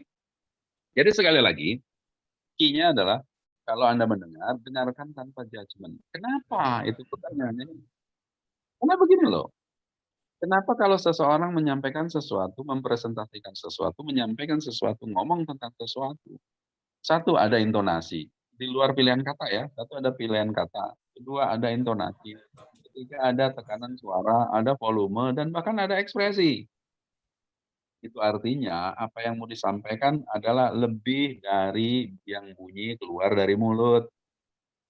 Informasi ilmu yang mau disampaikan lebih dari sekedar kata-katanya. Itu sebabnya diperlukan ekspresi tambahan cara menyampaikannya itu loh. Ekspresi mukanya itu untuk memberi penekanan pada kata-kata. Hanya menyatakan bahwa informasi yang mau disampaikan ya lebih dari itu. Kalau kita mau angkat lebih jauh lagi, sebenarnya bahkan di luar ekspresi, di luar gerakan tangan saya ini, yang mau saya sampaikan tuh lebih daripada yang saya gerakkan tangan ini, lebih daripada gerakan mulut saya, lebih dari yang Anda dengar. Karena ilmu pengetahuan kita itu semuanya adalah bentuk reduksi dari fakta. Betul ya? Bahasa lainnya gini, kalau saya mau menyampaikan bahwa yang namanya mendengar itu harus tanpa judgement. Ketahuilah bahwa yang mau saya sampaikan itu adalah lebih dari itu. Gitu ya. Sehingga kalau Anda mendengar tanpa judgement, semua mode persepsi Anda akan berjalan. Bukan hanya telinga, karena ilmu, karena memori, karena informasi, ternyata tidak hanya sebagaimana panca indera. Sesuatu yang dihubungkan hanya disebut dengan consciousness. Padahal ilmu puncaknya adalah tentang awareness. Awareness itu maknawi. Consciousness itu indrawi. Kalau kita mendengar hanya pakai consciousness, hanya mendengar dengan telinga saja, itu yang kita peroleh ilmu yang hanya consciousness. Bukan wisdomnya yang kita dapat. Bukan core of the core-nya dari sebuah ilmu. Maka sekali lagi, cara mendengar yang baik adalah tanpa judgment. Nanti ada masanya kalau Anda mau menghakimi nanti. Tapi seketika Anda mendengarnya, aliran itu tidak boleh terhambat. Karena informasi yang mau disampaikan lebih dari sekedar yang dikatakan dan lebih dari sekedar yang diekspresikan. Sehingga kalau Anda bisa dapat itu, maka Anda menambah ilmu dalam konteks bukan makin conscious, tapi makin aware. Bukankah setiap orang mengatakan kalau Anda mau lebih bijak, yang paling penting adalah self-awareness. Bukan self-consciousness. Gitu. Oke, Mas Hari, saya pulangin ke Mas Hari. Monggo, silakan. Ini saya yakin habis ini pada nggak bisa tidur seperti yang saya alamin. Kayaknya mau tambah jelas, malah tambah nggak jelas. Tambah banyak PR. Nanti saya katanya beda antara self-awareness dan self-consciousness, tapi tadi ada yang angkat tangan dari nyerah atau gimana. Pak Geng, mau speak up, mau nanya, mau buka lapak atau apa, silakan. Silakan Pak Geng. Halo, tes, assalamualaikum. Mau nanya. Salam. Ya, sebentar. Tes. Halo? Ya, silakan. Masuk. Gambarnya mana? Ya. Gambar apa? Nggak tahu level apa? Tadi apa Mas? Bingung atau apa tuh ya? Ya. Semakin pusing gitu ya. Tapi nggak tahu apa level kepusingan kita berbeda-beda ini. Iya. Karena saya juga pernah pusing kayak gini ketika dulu dapat kuliah filsafat manusia, bahkan ada yang keluar kelas gitu kan. Jadi saya cuma mau tanya Om Popa aja kaitannya yang kita bicarakan ini dan filsafat manusia. Tadi sebelum masuk itu saya ngechat sama Mas Hari terkait saya suka ngamati humanis gitu. Salah satu acuannya adalah psikologi mazhab ketiga Maslow gitu kan. Jadi ketika saya ngomong misalkan bagaimana sih memanusiakan manusia, ya lihat salah satunya adalah lihat kebutuhan Maslow kan gitu. Artinya apa? Adalah kebutuhan Maslow itu ya kalau orang di-provide seperti itu, itulah fungsi sebagai manusia. Tadi saya juga tulis di chat, ketika orang hanya memburu kebutuhannya terkait rasa aman dan fisik, yaitu otak kecil, reptil. Ketika naik dikit emosi ya limbik. Tadi ketika ngomong neokortek ya kebutuhan akan penghargaan, penghormatan sama aktualisasi diri. Nah, saya nggak akan bertanya di sini terkait yang saya katakan ini supaya bisa dijernihkan sama Om Popa gitu ya. Gitu sih. Tadi saya banyak nulis juga karena modul saya dulu waktu leadership itu pun juga humanistic leadership gitu ya, memanusiakan manusia. Dan di zaman pandemi ini perasaan manusia itu semakin hilang, ingin semakin mengontrol dengan berlebihan, padahal kita berjauhan gitu ya. Dan akhirnya direktif dan transaksional di situ. Pokoknya harus. Baru saja dikasih proyek 5 menit yang lalu, 10 menit kemudian ditanyain hasilnya.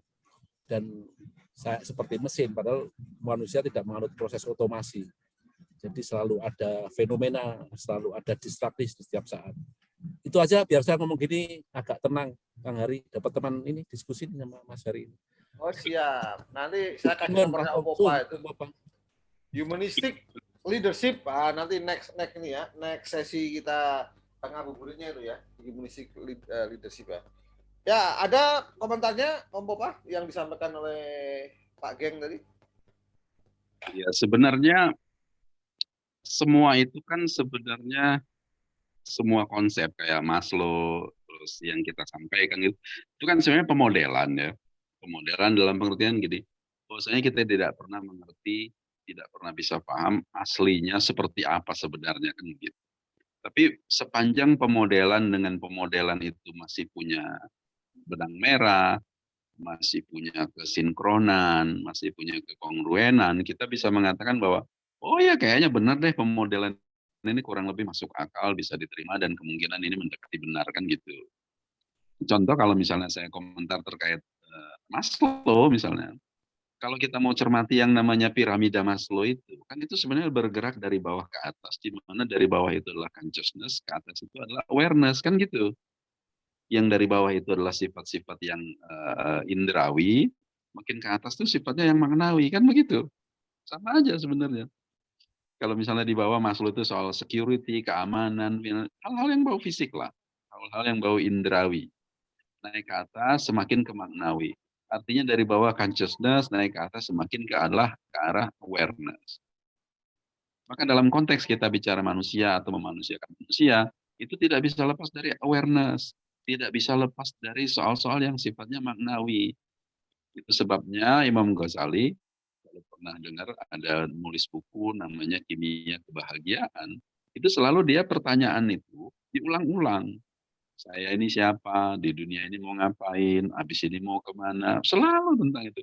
Itu artinya selalu bicara tentang makna, selalu bicara tentang awareness. Kalau mau disederhanakan, consciousness itu adalah sesuatu yang bisa diindra, dicium, diraba, dipegang, dan seterusnya. Awareness itu adalah kesadaran kita bahwa sesuatu itu ada, bahwa sesuatu itu exist, gitu. Itu namanya aware, being aware, gitu.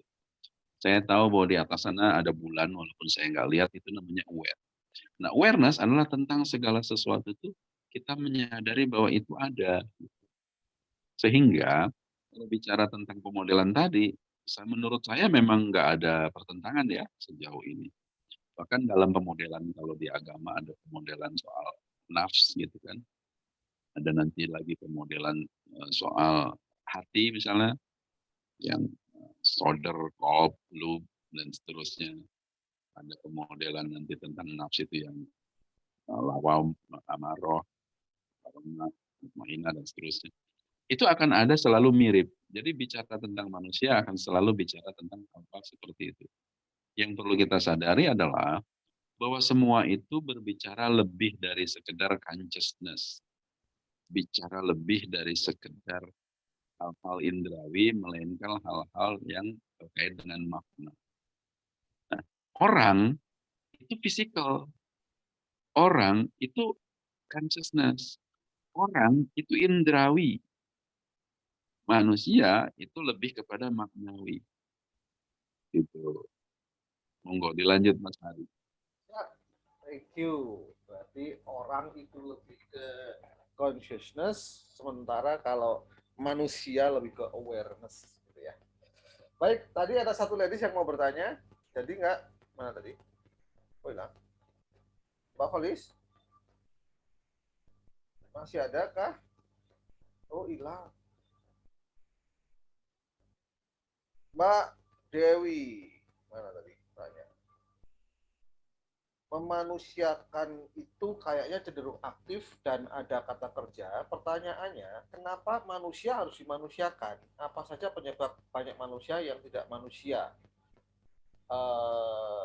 Ini pertanyaan dari Mbak Dewi. Ini kayaknya tadi sudah dijawab, tapi kalau mau diulangi nggak apa-apa sama Om Pak. Secara lebih singkat. Nah. Jadi sebenarnya simpel aja. Simpel aja dalam pengertian gini. Masalah kita, masalah diri lah gitu ya, masalah diri. Semakin banyak itu karena kita semakin menganggap diri kita orang ketimbang menganggap diri kita sebagai manusia.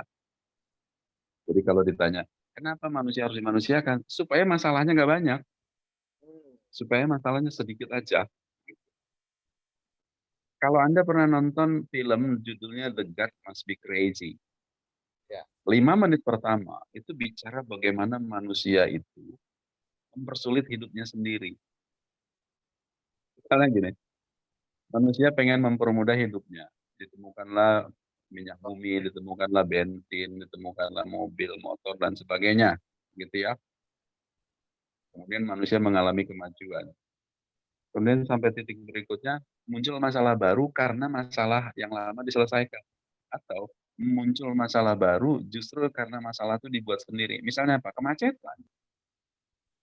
Kemacetan itu kan masalah yang dibuat oleh manusia sendiri. Manusia sendiri yang bikin jalanan, manusia sendiri yang bikin mobil, manusia sendiri yang bikin perkantoran. Jadi kemacetan itu dibikin oleh manusia sendiri. Yang manusia itu dalam konteks dia melakukan semua itu sehingga menciptakan masalah-masalah itu, dia sedang merasa menjadi orang atas nama peradaban, atas nama teknologi. Gitu. Saya tidak mau mengatakan bahwa itu tidak perlu diperlukan sehingga kita harus kembali menjadi manusia purbakala, bukan begitu pula maksudnya. Tapi ini soal takaran, soal ukuran, soal fungsionalitas, gitu ya. Contoh fungsionalitas begini. Sebenarnya di jalanan itu, atau gini, kita di rumah lah, sebenarnya di rumah kita itu diperlukan mobil berapa biji sih? Fungsionalitas saja. Saya pikir maksimal paling 2, paling banyak 2. Motor juga gitu. Tapi ada orang yang merasa orang, kalau dia lebih dari 2. Dia merasa menjadi orang kalau dia lebih dari 4, lebih dari 5. Rumah juga gitu, makanan juga gitu. Jadi bisa diperhatikan bagaimana pentingnya memanusiakan manusia ketimbang mengorangkan manusia adalah supaya masalahnya lebih sedikit. Dengan kita berusaha untuk tetap berusaha menjadi manusia, back to basic, sebenarnya kita mau ngapain. Dan kalau dalam agama Islam kebetulan ini puasa, tidaklah diciptakan jin manusia kecuali beribadah, kan begitu. Bagaimana kita bisa beribadah kalau kita misalnya masih menganggap bahwa hukum saya harus 4, mobil saya harus 2, bisa milih hari ini biru, besok kuning. Unsur ibadahnya pasti akan menyusut. Gitu. Kenapa? Karena namanya higher purpose seperti ibadah. Itu selalu bicara sesuatu di luar diri sendiri, itu pasti. Kita aja makan berapa sih sehari 3 kali. Namanya sholat juga berapa sih maksimal bisa dilakukan oleh diri sendiri. Maka kita akan melibatkan orang lain. Maka kita akan melakukan sesuatu demi orang lain. Jadi dengan memanusiakan diri kita sendiri, kita akan lebih mudah nanti memanusiakan orang lain. Kembali ke pertanyaan Mbak Ani tadi, kenapa harus dimanusiakan? Supaya masalah kita lebih sedikit. Kalau mau ngomong lebih ideal lagi, supaya hidup kita lebih berbahagia gitu. Kalau mau ngomong yang idealnya lagi gitu. Saya kira itu Mas Ari, monggo dilanjut. Ya, ini mungkin satu penanya lagi nih, Ibu Dewi dari Aceh. Bagaimana menghadapi manusia yang tindakannya tidak mencerminkan dirinya sebagai manusia? Bagaimana menghadapi Manusia yang tidak seperti manusia? Ini pertanyaan gampang-gampang susah, karena ini bicara soal uang kendali, kan begitu. Jadi kalau kita pernah membaca yang namanya Circle of Influence dari API, namanya Circle Influence, Circle of Concern, kan gitu. Ya. Maka ada hukum yang berlaku bahwasanya Circle of Concern kita selalu lebih besar daripada Circle of Excellence, Circle of Influence. Circle of Excellence, NLP ya. Jadi sekali lagi, Circle of Concern kita selalu lebih besar daripada Circle of Influence. Itu hukum dasar.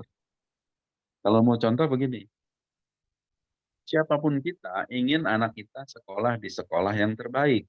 Itu namanya Circle of Concern. Kita pengen anak kita mendapat pendidikan yang terbaik. Circle of Concern. Circle of Influence-nya adalah seberapa besar pengaruh kita sehingga mempengaruhi berbagai hal, sehingga itu terrealisir. Pasti nggak akan sama, selalu lebih kecil. Kita pengen anak kita sekolah di sekolah yang terbaik, tapi uang kita nggak bisa mampu menjangkaunya. Kita pengen Indonesia ini harusnya begini, begitu, tapi saya bukan menteri, saya cuma rakyat biasa. Jadi selalu ada selisih antara namanya circle of concern dengan circle of influence, di mana circle of influence itu selalu kecil, selalu lebih kecil.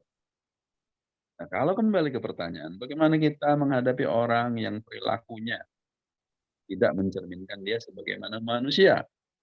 Kita kembali dulu, selisih kita antara concern kita dengan influence kita seberapa jauh?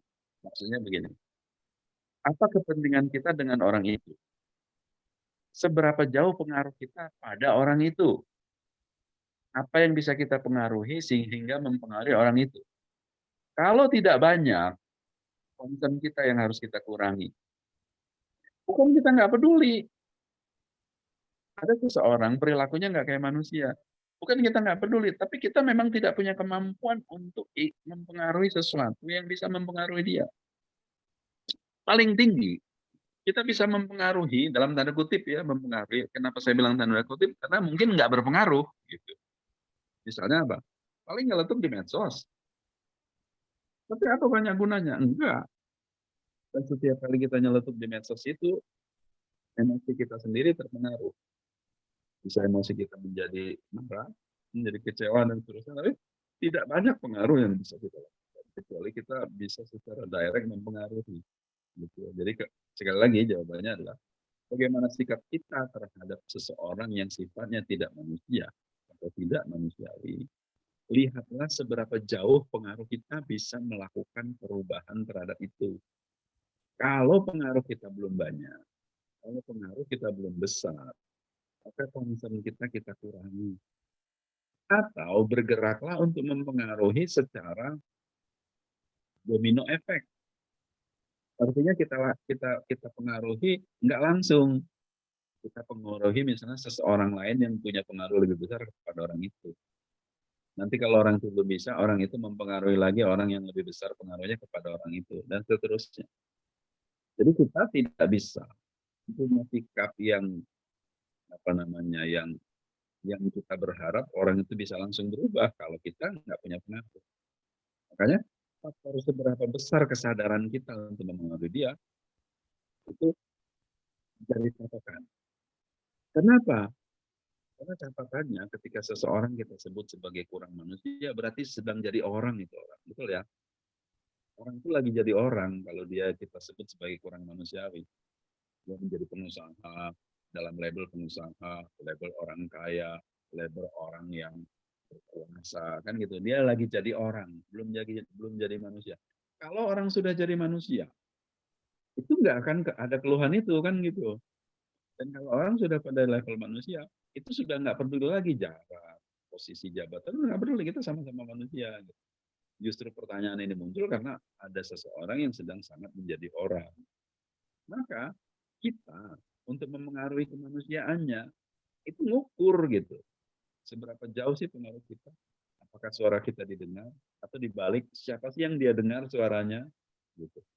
Jadi cara menyikapinya adalah kita tidak bisa menyikapi secara langsung, tapi kita mengukur sikap kita seperti apa. Ketika kita nanti bisa memahami positioning diri kita seperti itu, baru kita tahu harus bagaimana nanti.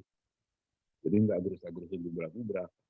Tapi setelah tahu, oh saya ternyata jaraknya dari dia jauh, pengaruh saya kecil. Oke, kalau gitu saya coba, kalau saya tetap mau mempengaruhi, saya coba pengaruhi orang yang saya kenal, yang saya tahu, yang mungkin bisa punya efek pada dia. Begitu aja seterusnya. Dan itu kan logik aja gitu, sesuatu yang logis-logis aja ketimbang kita nanti termakan oleh emosi, termakan oleh kegalauan, di mana kita melihat ada sesuatu tidak sesuai harapan, tidak sesuai ekspektasi, tapi kita nggak bisa ngapa-ngapain. Yang paling stres kan begitu. Betul ya? Hidup paling stres itu adalah ketika ada sesuatu tidak sesuai harapan dan kita tidak bisa berbuat apa-apa. Ya kan? Gitu loh. Ya monggo Mas Hari. Siap, terima kasih Om Popa. Tadi KM udah mau penanya terakhir, tapi tadi ada yang sudah mau bertanya nggak? Ada, sekarang orangnya muncul lagi. Mbak Holis jadi bertanya kah? Penanya terakhir ini. Kalau jadi silakan open mic. Iya. Assalamualaikum warahmatullahi wabarakatuh. Mas Heri, salam kenal juga buat Om Popa. Salam kenal. Suara saya kedengaran kah? Jelas banget. Halo? Iya, bagus. Jelas. Iya. Saya cuma jelas ya. Saya tertarik dengan istilah kutukan pengetahuan tadi dan itu mengingatkan saya dengan kalimat Socrates, yaitu makin banyak aku tahu, makin banyak yang aku tidak tahu. Dan akhirnya aku tahu bahwa hanya satu yang aku tahu, yaitu bahwa aku tidak tahu apa-apa. Mungkin Om Popa bisa memberi penjelasan. Terus saya sangat tertarik dengan tema itu tadi. Terima kasih Om Popa, Mas Heri. Itu saja. Assalamualaikum warahmatullahi wabarakatuh. Waalaikumsalam warahmatullahi wabarakatuh. Ini bahasanya udah sangat kelas berat ini ya. Levelnya udah masuk Sokrates dengan kalimat filsuf yang sangat membingungkan seperti itu. Tapi sebenarnya Ya kelas berat bodinya, Mas. jadi sebenarnya kalau kita mau menelusuri gitu, sebenarnya kalimat itu tidaklah terlalu berat. Gitu. Bahwasanya dia berspiral sampai pada akhirnya berkesimpulan bahwa pada dasarnya saya sebenarnya nggak tahu. Itu sebenarnya adalah kesimpulan dari proses yang disebut dengan kutukan pengetahuan ini. Gitu. Jadi kembali lagi ke asal muasal kutukan pengetahuan ya. Pertama kalau dulu kita bicara iblis nih, kita puasa ngomong iblis. Iblis itu keluar dari surga bukan karena digoda oleh makhluk lain, karena dia memang penggodanya ya dia, siapa lagi yang menggodain dia? Wong dia setannya kok, nggak ada setan buat setan kan gitu. Maka penggodanya adalah rasa ingin tahunya, itulah yang membuat dia keluar. Dari situlah bergulir yang namanya kutukan pengetahuan. Setan keluar dari sana karena dia merasa lebih tahu. Nah, ketika kita sebagai manusia pembelajar, belajar ini itu, di satu sisi kita menambah pengetahuan kita, tapi yang sering kita tidak sadari adalah kita seringkali menambah kutukan pengetahuan kita, menambah ketidaktahuan kita. Karena setiap ilmu, setiap pengetahuan mendefinisikan sesuatu, memberi batasan sesuatu, dalam bahasa yang lain, setiap ilmu akan memustahilkan sesuatu. Yang itu artinya di saat yang sama kita mengetahui, di saat yang sama kita menutup pintu untuk tahu tentang yang lain gitu. Sehingga muncullah ketika sesuatu dimustahilkan oleh ilmu fisika, ketika sesuatu dimustahilkan oleh ilmu kimia, ketika sesuatu dimustahilkan oleh ilmu kedokteran. Itu sudah sifat ilmu. Maka semakin kita mengetahui, semakin banyak yang kita tidak ketahui. Kenapa? Karena memang kita sendiri yang menutupnya gitu. Jadi di satu sisi dengan banyak tahu kita menjadi tahu, tapi di sisi yang lain sadar atau tidak sadar sebenarnya kita secara sengaja menutup diri dari peluang untuk mengetahui yang lain. Itu sifat ilmu. Jadi konsekuensi keterbatasan otak itu gitu. Konsekuensi keterbatasan akal manusia ya seperti itu. Dengan mengetahui sesuatu maka dia tidak mengetahui yang lain. Contoh yang gampang adalah begini. Kalau saya nengok ke sana, maka saya tidak tahu yang di belakang kepala saya. Kalau saya nengok ke sana, saya tidak tahu yang di belakang kepala saya. Kan sesimpel itu sebenarnya. Jadi ketika Sokrates mengatakan semakin saya tahu bahwa saya semakin tidak tahu. Pada akhirnya kita hanya tahu, oh iya, kita ini ternyata bukan siapa-siapa. Oh iya, ternyata kita tidak tahu. Orang sering mengatakan bahwa wisdom seperti itu diperoleh dengan hasil berpikir panjang, atau diperoleh dari pengalaman hidup yang panjang, atau diperoleh dari waktu yang lama gitu kan. Nah kita kan sebagai pembelajar tentu saja tidak, tentu saja lebih prefer kalau hal-hal semacam itu lebih cepat sampai ke kita kan gitu, supaya kita cepat-cepat dalam tanda kutip menyelamatkan diri dari hal-hal yang tidak mestinya terjadi kan gitu, ya enggak?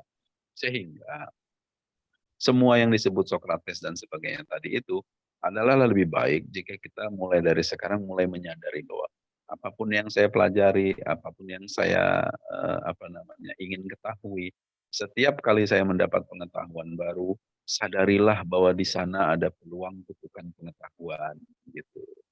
Sehingga dengan cara itu kita bisa memenuhi apa yang dikatakan orang atau yang diungkap oleh Steve Jobs, stay hungry, stay foolish gitu kan.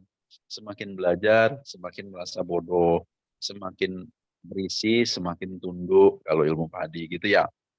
Dan itu bukan sesuatu yang wisdom dalam konteks idealisme, bukan. Dengan memahami ini Anda tahu, kita tahu bahwa itu memang konsekuensi dari proses, konsekuensi dari ilmu itu sendiri. Seseorang itu akan dipaksa untuk merunduk, semakin dia tahu semakin bodoh. Itu bukan sesuatu yang idealisme yang diinginkan atau diharapkan. Enggak. Sadari aja bahwa semakin lu tahu, semakin goblok. Percaya deh. Hukum alam lah katakanlah begitu. Bukan sesuatu yang lu pengen, nggak bisa. Bukan sesuatu yang Anda ingin atau tidak ingin. Enggak. Semakin Anda tahu, Anda semakin bodoh. Itu aja udah. Itu hukumnya gitu. Hukumnya ilmu. Nah, kesadaran kita untuk selalu memahami itu membuat kita tidak jadi sombong dengan ilmu. Membuat kita tidak menjadi seseorang yang mengorangkan diri begitu rupa karena ilmu. Gitu. Saya kira itu Mbak ya tanggapannya. Jadi sebenarnya memang seperti itu, memang persis seperti yang dimaksud oleh Socrates. Semakin kita paham, sebenarnya semakin kita nggak ngerti. Gitu. Monggo Mas Hari dilanjut. Siap. Nah ini sebenarnya gini teman-teman bapak-bapak ya. Bapak-bapak kalau nanti mau nambah jangan ngasih tahu istri. Karena akan menjadi kutukan itu. Yang paling gampang begitu. Oke, teman-teman sahabat Cafe Terapi seluruh Nusantara kayaknya ya, di flyer saya janji sampai jam 3, tapi rupanya ada sesuatu yang harus dikerjakan juga. Jadi kayaknya kita mesti akhiri. Tapi saya nanti akan membuat lagi sesi belajar jadi manusia gitu ya. Bintang tamunya ya kita panggil Om Popa lagi atau ada satu lagi karena saya baru kenal dengan seseorang yang juga belajar jadi manusia. Dia tidak mengorangkan dirinya sebagai seorang karyawan bank karena ketika dia jadi karyawan bank dia tidak gampang mendapatkan istri karena setiap kali ta'aruf ditolak gitu ya. Begitu dia keluar malah dapat istri dan dapat rezeki yang luar biasa gitu ya. Nah, semoga orang itu bisa saya hubungi nanti. Tunggu aja nanti di Facebook saya kapan waktunya. Nah, sebelum kita selesaikan untuk belajar menjadi manusia 1.0 ini closing statement-nya kira-kira seperti apa, Om Popa? Selain yang nanti silakan hubungi di nomor tadi ya, sudah disampaikan Om Popa. 25-26 Juni kita akan ada di Yogyakarta, lokasinya pastinya yang menyenangkan gitu ya. Dan akan banyak juga ketemu langsung dengan Om Popa. Insya Allah saya juga ada di sana nanti untuk kita sama-sama belajar jadi manusia. Silahkan untuk closing statement-nya, Om Popa. Ya, kalau saya sih mungkin menghubungkan sama puasa gitu ya. Puasa ini kan memang segala hal itu berjalan lebih lambat. Jadi, segala sesuatu yang kita kerjakan, bisnis, karir, dan sebagainya itu di puasa ini cenderung melambat. Bahasanya adalah kalau dia cenderung melambat, ini kesempatan sebenarnya untuk lebih dalam dan lebih tinggi kan gitu kalau pakai ilustrasi. Karena dia melambat, maka dia sebenarnya diberi kesempatan untuk lebih dalam dan lebih tinggi. Maka dari situ kita bisa paham nanti yang namanya cepat, membesar ke kanan ke kiri, lebih dalam dan lebih tinggi, maka kita nanti pelan-pelan bisa memahami sebenarnya besar kecil itu apa. Gitu. Dalam bahasa yang lain begini, kembali kepada faktor kemanusiaan kita bahwasanya kalau kita belajar mau mendengarkan banyak hal dan mendengarkan itu dengan cara yang tidak menghakimi. Yang saya maksud mendengarkan bukan hanya telinga ya, tapi konteksnya adalah lebih kepada mempelajari, mencermati berbagai hal. Dengan menunda penghakiman, itu akan lebih memudahkan kita untuk mendapatkan pembelajaran dan meminimalisir kita dari yang namanya dikutuk oleh pengetahuan. Karena hampir selalu yang namanya masalah itu muncul karena kita tahu. Saya kira itu Mas Ari, monggo silakan ditutup. Ya, terima kasih. Terima kasih Om Popa. Dan sekarang saatnya acara yang paling ditunggu oleh para peserta webinar yaitu foto bersama. Dibuka ininya. Ini rambut itu saya urai itu saya mau memirror Om Popa, dia malah dikuncir. Ayo dibuka. Nah, cuma ada dua ini kok, cuma ada dua layar kok, jadi aman. Layar pertama yang belum dibuka, Mbak Dr. Eni belum dibuka, Mas Amir belum dibuka, Pak Kasman sudah, Mbak Emi belum, Mas Farid, Mbak Sinta, Mas Arif Dasyat, Pak Acil, Bu Dewi, Mbak Ratna, Mbak Prina, yuk buka untuk yang ini pertama di saya. Pokoknya senyum-senyum aja. Ya, yang ada. Nah, ada tuh. Oke, 1, 2, 3. Sebentar, saya afdruk dulu. Baru yang kedua habis ini. Nah, yang kedua, oke. Tetap senyumnya. Ya, 1, 2, 3. Oke. teman-teman, sahabat Cafe Terapi di seluruh Nusantara, terima kasih atas kebersamaannya. Kemungkinan nanti belajar menjadi manusia 1.1 itu tanggal 16 April. 16 April ya. Ngabuburit juga seperti ini. Tunggu aja di Facebook saya. Gitu, terima kasih Om Popa, terima kasih teman-teman yang lain, terima kasih. Assalamualaikum warahmatullahi wabarakatuh dan tetap semangat dan tetap Terima semangat. kasih Pak Ari. Ya. Waalaikumsalam warahmatullahi wabarakatuh. Waalaikumsalam warahmatullahi wabarakatuh.